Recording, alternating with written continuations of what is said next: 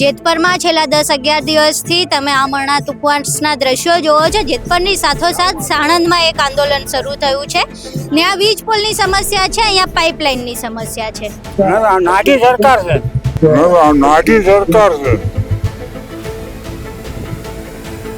આ ખેડૂતો પણ છેલ્લા 10-11 દિવસથી આંદોલન પર બેઠા છે। જે સમસ્યા સૌરાષ્ટ્રમાં છે એ જ સમસ્યા અહીંયા છે કે કોઈ પૂછવાય આવતું નથી। છેલ્લા 10 દિવસથી અહીંયા બેઠા છે।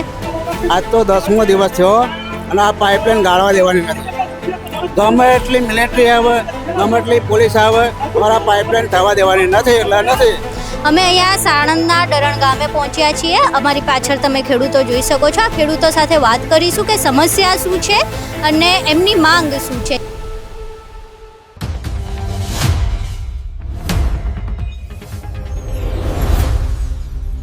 અનમલભાઈ કેટલા દિવસથી અહીંયા બેઠા છો? 11 દાડાથી। તો 11 દાડાથી કોઈ સાંભળતું કેમ નથી? નાટી સરકાર છે, ભાજપ સરકાર નાખી છે એટલે કોઈ સાંભળતું નથી। પરેશાની તકલીફ શું પડી રહી છે? તકલીફ આ બધી માણસ હેરાન થાય। તમને કીધું તું કે આવી રીતે તમારા ખેતરમાંથી લાઈન નાખવાની? હજુ કોઈને કહીને ખોદવા માંડ્યું। તો આ 11 દિવસથી બેઠા છો, હજુ આવતા નથી, તો તમે અહીંયા આ વિડીયોથી કદાચ એમની પાસે પહોંચે તો શું કહેશો? આવશે એને જરૂર છે, અમે કોઈ નમવાના નથી। નહીં નમો ઈ ના, તો હવે જે પ્રમાણે તમે અત્યારે આંદોલન પર બેઠા છો, તમારી માંગ શું છે? અમલમાં કાંઈ કહાની નથી નીકળવા દેવાની, બસ એક જ માંગ। વળતર આપશે તો? તોય નહીં, વળતર નથી લેવું,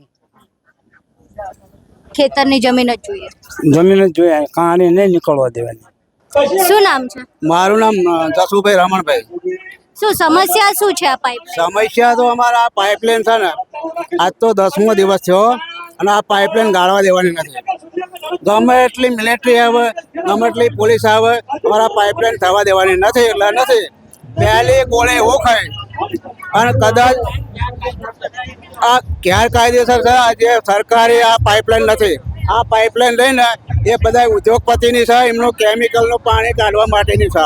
કનુભાઈ, તમે ડરશો નહીં, અમે તમારા સમાજના છીએ, તમને કોઈ કાગળીચારો નહીં કરે તો તમારી જે પોલીસ આવી છે એને તમે પાછી બોલાવી લો।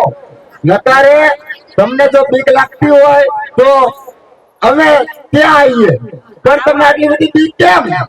ક્યાં પોલીસને મોકલવી પડે? એટલી બધી બીક કેમ?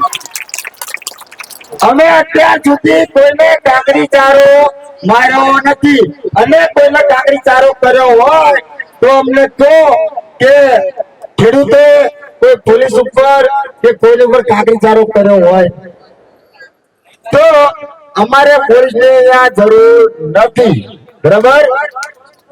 જો એમના પોલીસ લઈને અહીંયા વાત કરી હોય તો પછી અમારે શું સમજવું? તમે પોલીસ આગળ રાખીને અમને ડરાવવા માંગો છો?